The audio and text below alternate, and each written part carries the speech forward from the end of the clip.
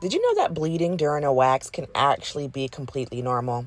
My name is Rebecca. I have the Sedity Kitty in Buffalo, New York. I am a professional wax tech and I've been waxing for about 10 years.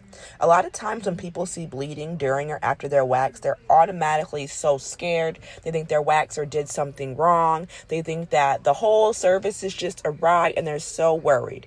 But in reality, there is something called pinpoint bleeding, which I call good bleeding.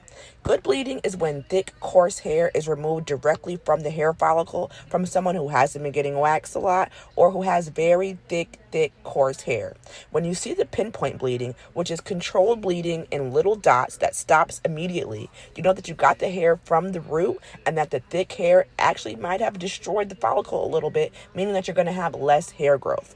This is much different from bad bleeding, when the skin has been injured, torn, or ripped and the service needs to be stopped. So when you see bleeding in a wax, make sure that it's pinpoint bleeding and not injury bleeding. When you see on this client, you see how we have the little tiny dots of blood? That's pinpoint bleeding because she had very coarse hair and she had never been waxed before in her entire life.